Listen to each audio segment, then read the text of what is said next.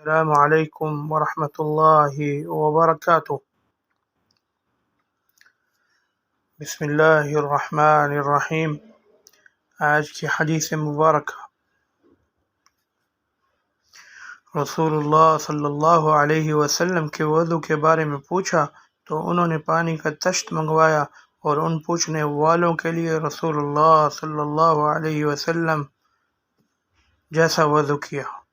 پہلے تشت سے اپنے ہاتھوں پر پانی گرایا، پھر 3 بار ہاتھ دھوئے، پھر اپنا ہاتھ تشت میں ڈالا اور پانی لیا، پھر کلی کی، ناک میں پانی ڈالا، ناک صاف کی 3 چلوؤں سے، پھر اپنا ہاتھ تشت میں ڈالا اور 3 مرتبہ منہ دھویا، پھر اپنے دونوں ہاتھ کونیوں تک 2 بار دھوئے، پھر اپنا ہاتھ تشت میں ڈالا اور سر کا مسح کیا، پہلے آگے لائے پھر پیچھے لے گئے 1 بار، پھر ٹخنوں تک اپنے دونوں پاؤں دھوئے۔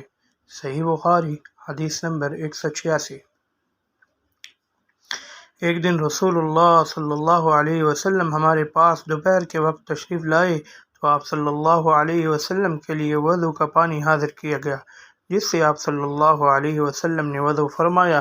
لوگ آپ صلی اللہ علیہ وسلم کے وضو کا بچا ہوا پانی لے کر اسے اپنے بدن پر پھیرنے لگے۔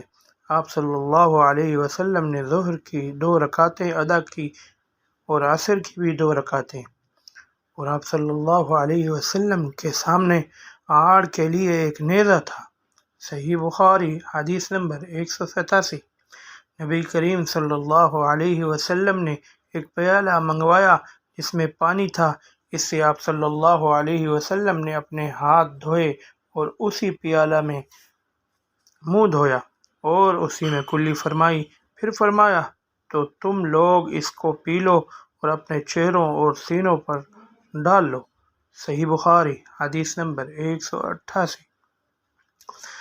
محمود وہی ہیں کہ جب وہ چھوٹے تھے تو رسول اللہ صلی اللہ علیہ وسلم نے انہی کے کنویں کے پانی سے ان کے منہ میں کلی ڈالی تھی، اور عروہ نے اس حدیث کو مسور وغیرہ سے بھی روایت کیا ہے، اور ہر ایک راوی ان دونوں میں سے ایک دوسرے کی تصدیق کرتے ہیں کہ جب رسول اللہ صلی اللہ علیہ وسلم وضو فرماتے تو آپ صلی اللہ علیہ وسلم کے بچے ہوئے وضو کے پانی پر صحابہ رضی اللہ عنہم جھگڑنے کے قریب ہو جاتے۔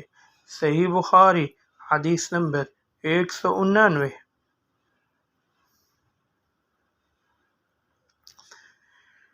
میری خالہ مجھے نبی کریم صلی اللہ علیہ وسلم کی خدمت میں لے گئیں اور عرض کیا کہ یا رسول اللہ صلی اللہ علیہ وسلم، میرا یہ بھانجا بیمار ہے۔ آپ صلی اللہ علیہ وسلم نے میرے سر پر اپنا ہاتھ پھیرا اور میرے لیے برکت کی دعا فرمائی، پھر آپ صلی اللہ علیہ وسلم نے وضو کیا اور میں نے آپ صلی اللہ علیہ وسلم کے وضو کا بچا ہوا پانی پیا، پھر میں آپ صلی اللہ علیہ وسلم کی کمر کے پیچھے کھڑا ہو گیا اور میں نے مہر نبوت دیکھی جو آپ صلی اللہ علیہ وسلم کے مونڈھوں کے درمیان ایسی تھی جیسے چھپر یا کبوتر کا انڈا۔ صحیح بخاری حدیث نمبر 190۔